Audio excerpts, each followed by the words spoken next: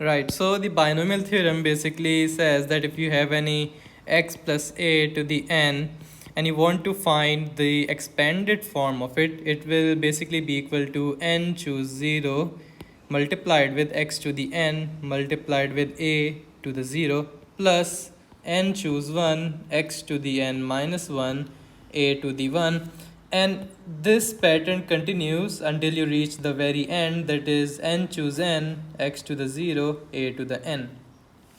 Right, we could write this as the summation of r equals 0 to r equals n of n choose r x to the n minus r multiplied with a to the r, or you could even write n choose r multiplied with x to the r multiplied with a to the n minus r. It doesn't really matter. Right, so if you have, let's say, x plus 1 squared, you probably know it's equal to x squared plus 2x plus 1, because this is the same as saying x plus 1 multiplied with x plus 1, and the way you multiply it, you take every term and you multiply it with the other. So it's basically x squared plus x plus 1, which is basically x squared plus 2x plus 1. Right, and so if you're applying the binomial theorem over here, x plus 1 squared should be equivalent to 2 choose 0 multiplied with x squared plus 2 choose 1 multiplied with x multiplied with 1 plus 2 choose 2 multiplied with 1. 2 choose 0 and 2 choose 1 are just 1, so this will be x squared plus 2 choose 2 is 2, so 2x plus 1, right? The same answer. So let's just do one more example. Let's say if you have any 3x plus, or even let's say 3x squared plus 2, and then you raise it to the power cube. So there's really no problem here. You just need to expand it in a similar way that you do 3 choose 0 multiplied with 3x squared cubed plus 3 choose 1 3x squared multiplied with 2 and then multiplied with 2, to the power 2 multiplied by 2, and you continue on. Right, so you would basically end up with this. So there's combinations involved, so let's try to go over combinations very briefly. So when I say n choose r, it really means that I have n objects and I have to choose r of them, and the different combinations is the value I want. So let's say I have a blue ball, a green ball, and a red ball, and I really just want two balls. So I could have blue and green, or I could have blue and red, or I could have green or red. And so I see that there will be three different combinations. In other words, 3 choose 2 is equal to 3. Right, so let's try to connect this idea to the binomial theorem. You see, if I have x plus 3 cubed, it really means x plus 3, x plus 3, x plus 3. And the way you multiply these brackets is that you take one of them and then you have a choice, either you multiply it with this or with this. Let's say I multiply it with the x squared, and then I would have x squared, I multiplied with x, then I would have x squared, and then after that I have another choice with the third bracket. So if I want to get x cube, I would get x cube if I take this x, multiply here, and then multiply here, I would get x cube. If I want x squared, then I would basically have to choose the number that doesn't contain x once. So let's say I choose x here and then x here, and then here I choose a non-x value. So that would basically be 3x squared. Plus, if I do the same but with different combinations, let's say choose x here and then 3 here and then x here, that's another 3x squared. And finally, the last thing you could do is start with a 3 and then consecutively choose the next 2's, that's another 3x squared. Now you see, this is there are basically three different combinations there can be. In other words, I can compress this into 3 choose 1 of, so you have x squared and then you multiply it with the non-x term, that is 3. So in general, if you have any x plus a to the n, this is basically x plus a multiplied with x plus a, and you keep on multiplying them n times.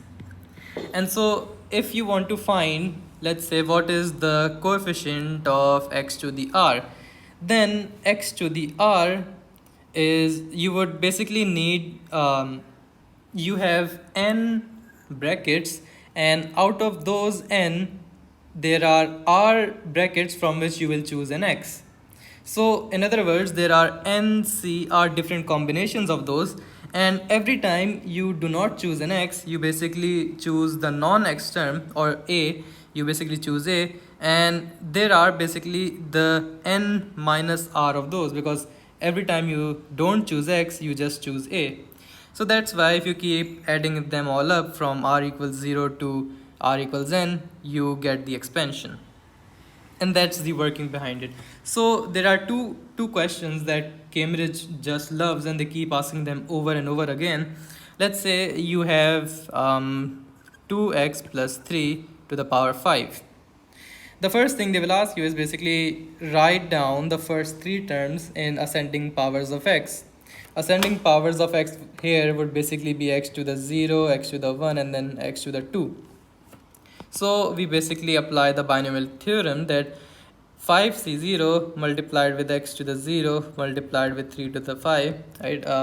Above here I mentioned that you can interchange between x and the other term. So this plus 5c1 x to the 1 3 to the 4 plus 5c2 x to the 2 multiplied with 3 to the 3, right? And you would just put this in your calculator.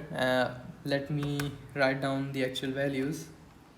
I forgot to put the 2's here, but basically this whole thing goes over there, right? And dot dot dot, it will continue on. So once we have this, the next thing they will ask you is that you have the same thing, and then you're multiplying it with something, let's say x squared plus 2x plus 1, right? And they want you to find the coefficient of x squared, right? There will be some c x squared. What is the coefficient of x squared? Well, the first thing we can see is that we can replace this by the following, and dot dot dot, and then once you have this, you see when you multiply, the powers of course get added. So if we multiply x to the 0 with x to the 2, we get x to the 2. And so we will do the same pairing, pair the x with the x and then x squared with the non-zero.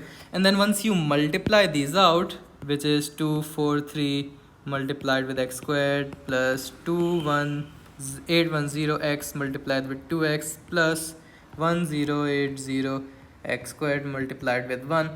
This will give you the coefficient of x squared after you multiply this. Alright, so one more thing that they repeatedly ask is, the question asks that let's say you have something like 2x plus 1 over x to the power 6.